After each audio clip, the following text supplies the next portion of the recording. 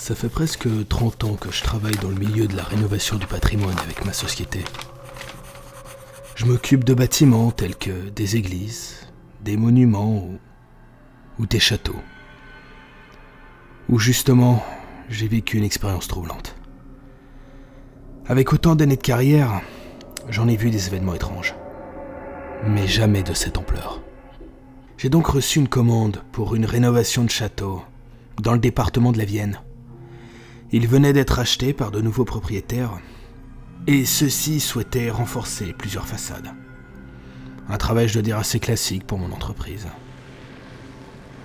Je me rendis sur place, comme à chaque fois, avec mon associé spécialisé dans les vieilles pierres. C'était une bâtisse impressionnante, plus en hauteur qu'en largeur, et assez moderne pour un château classique.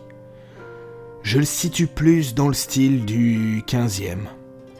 Des pierres lisses et de couleur claire, de nombreuses fenêtres et bien sûr, avec ces tours qui sont plus décoratives qu'autre chose, mais qui donnent du charme à l'ensemble. Le propriétaire, qui nous attendait dehors, s'avance pour nous accueillir. Bonjour messieurs, soyez les bienvenus et merci d'avoir fait le déplacement. Bonjour madame. Bel endroit, c'est impressionnant, dis-je. Merci, je vous propose de faire le tour pour vous montrer les plus gros dégâts. Mon mari est à l'arrière, il nous attend. Mon associé et moi-même suivons la propriétaire par un chemin qui entoure le château. Et elle nous fit traverser un petit bois. Plus nous nous rapprochons, plus j'entends un bruit de tronçonneuse. Mon mari passe ses journées à débroussailler le jardin, il y a de quoi faire. Dit-elle en rigolant. Il est courageux, pensai-je. En même temps, je remarque déjà de belles fissures qui lézardent les murs pendant que nous longions la bâtisse. Ici aussi, il y a du travail à ce que je remarque. Oui, Me répondit-elle. je vous rassure, ce sont les plus gros dégâts. Mon collègue sortit son appareil photo. Il prit quelques clichés pour les étudier plus tard. J'en ai profité pour lui indiquer d'autres fissures, plus petites. Nous reprîmes le chemin avec la propriétaire avant d'arriver à l'arrière de la bâtisse. Je vis le mari effectivement occupé à couper du bois mort. Sûrement pour l'hiver. Sa femme lui fit de grands signes. L'homme ne nous avait même pas remarqué. Il arrêta la machine et se débarrassa de ses gants avant de nous saluer. Chérie, ces messieurs viennent pour les fissures des façades. Ah oui, bonjour, dit-il en nous serrant la main. Il est distant. Pas très chaleureux contrairement à sa femme. Je vais continuer ici pendant que vous visiterez l'ampleur des dégâts. Sa femme sourit et nous invite à le suivre. Bizarrement, nous passons par la porte de derrière. Mais pourquoi pas, après tout? Je suis déjà passé par plus bizarre que ça. Arrivée à la porte, elle s'arrête, pose sa main sur la poignée et ne bouge plus. Je l'entends murmurer quelque chose. « Tout va bien? Vous avez besoin d'aide ?» Non, dit-elle en rigolant. aucun souci. Et elle nous ouvre. À l'intérieur, l'odeur de renfermé nous assaille. On est encore en plein emménagement, il y a du travail. Nous explique-t-elle. Nous continuons à la suivre, en visitant les différentes pièces remplies de vieilleries accumulées. Il y a même une armure médiévale. On a décidé avec les enfants de le garder. C'est un peu notre Nestor à nous. Malgré sa bonne humeur, je la sens stressée. Elle n'est pas rassurée. Je remarque également que plus nous restons dans le château, plus une pression se fait sentir. Ça tape dans mes tempes. Je me retourne vers mon collègue. Il me regarde aussi et, sans rien dire, nous acquiesçons. Malgré les grandes fenêtres, tout était sombre. On y voyait à peine. Mon collègue, qui en profita pour prendre d'autres clichés des lieux, se cognait plusieurs fois les genoux ou la tête. Attention, c'est encore très encombré. Merci de nous prévenir, pensai-je. C'est alors que nous entendîmes un craquement net au-dessus de notre tête. Nous avons tous réagi à ce bruit. J'ai remarqué que la propriétaire fut plus effrayée qu'autre chose. Bon, je vais vous montrer le reste des fissures. Dit-elle précipitamment. Et elle accéléra le pas. Nous dûmes doubler de vigilance à cause des objets qui nous barraient la route. On traversait le salon, la cuisine, pour enfin arriver dans une des tours où se situaient les fissures. Il faisait plus frais qu'ailleurs, ce qui n'était pas pour me déplaire, je dois dire. En bas de l'escalier, la propriétaire nous indiqua l'endroit. C'est juste à l'étage. Vous ne nous accompagnez pas ? Non, on risque d'être à l'étroit. C'est comme vous voulez.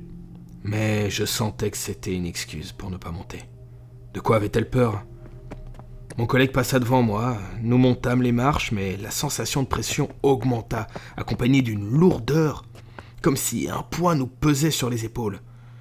Enfin arrivé à l'endroit, la sensation était insupportable pour nous deux. Mon collègue prit vite les clichés et nous redescendîmes aussi vite. La sensation diminua enfin, mais nous étions en sueur. Dites-moi, il y a quelque chose d'étrange qui se passe là-haut. Vous l'avez senti, vous aussi ? Oui, quelle sensation bizarre, comme si... Vous portiez un poids énorme ? Oui, répondis-je interloqué. C'est qu'ils ne veulent pas de vous. On se regardait, mon collègue et moi, mais nous comprenions rien. C'est alors que les craquements reprirent de plus belle. La propriétaire regarda autour de nous avant de dire... Allons dehors, la sensation est moins forte. Je vais vous expliquer. Nous sortîmes enfin de la demeure. C'est comme si nous sortions d'une étuve. Tout de suite, ce fut plus agréable. Nous prîmes un moment pour reprendre nos esprits. Au moment de l'achat, on nous avait prévenu que d'étranges phénomènes s'y produisaient. Mais mon mari et moi sommes cartésiens et ne croyons pas à ces choses.